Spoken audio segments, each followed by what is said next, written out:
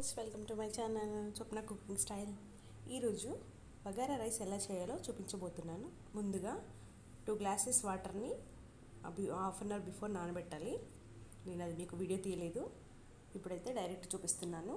First బాండి పెట్టి దాంట్లో కొంచెం ఆయిల్ వేసాను. ఆయిల్ వేసి ఒక లవంగా, 2 యాలకులు, కొంచెం దాల్చిన చెక్క, కొంచెం బగారా పువ్వు వేసాను, కొంచెం సాజీరా వేసాను, బిర్యానీ ఆకు 2 వేసాను. ఇవి బాగా ఫ్రై చేసుకోవాలి, ఎందుకంటే దీంట్లో మసాలాలో ఉండేటువంటి ఫ్లేవర్ మొత్తం మన ఆయిల్లోకి దిగి మంచి ఫ్లేవర్ వస్తుంది.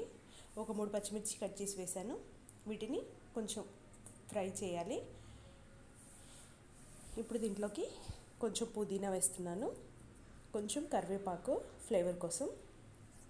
వీటిని బాగా ఫ్రై చేసుకోవాలి. కొంచెం కొత్తిమీర కూడా యాడ్ చేసి ఫ్రై చేసుకోవాలి. దీంట్లోకి కొంచెం అల్లం వెల్లుల్లి పేస్ట్ వేసి పచ్చివాసన పోయేంత వరకు ఫ్రై చేసుకోవాలి. అల్లం వెల్లుల్లి పేస్ట్ వేయడం వల్ల ఏంటంటే మంచి ఫ్లేవర్ ఉంటుంది, అలాగే మంచి టేస్ట్ కూడా ఉంటుంది బగారా రైస్. ఇప్పుడు ఇవి బాగా వేగిపోయాయి కదా, దీంట్లోకి 2 గ్లాసెస్ రైస్ తీసుకున్నాను కాబట్టి నేను హాఫ్ అన్ అవర్ బిఫోర్ నానబెట్టాను కదా, అంటే రైస్ చాలా నానిపోయి ఉంటాయి.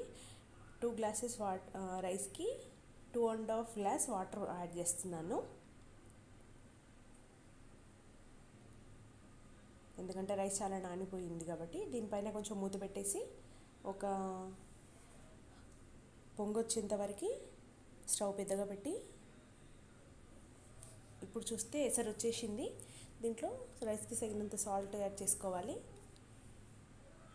బాగా మిక్స్ చేసిన తర్వాత మనం ముందుగా ఏవైతే రైస్ నానబెట్టి పెట్టుకున్నామో హాఫ్ అన్ అవర్ బిఫోర్, వాటిని ఈ ఎసర్లో వేసి బాగా కలిపిన తర్వాత స్టవ్ పైన పెట్టి ఒక 10 మినిట్స్ ఉడకలించేస్తే మనకి ఎంతో టేస్టీగా ఉండే బగారా రైస్ రెడీ అయిపోయింది. ఫ్రెండ్స్ చూడండి ఎంత పొడి పొడిగా వచ్చిందో, కలర్ఫుల్గా, చాలా టేస్టీగా ఉంటుంది. చికెన్, మటన్, ఇంకా వెజ్ దేంట్లోకైనా చాలా చాలా టేస్టీగా ఉంటుంది.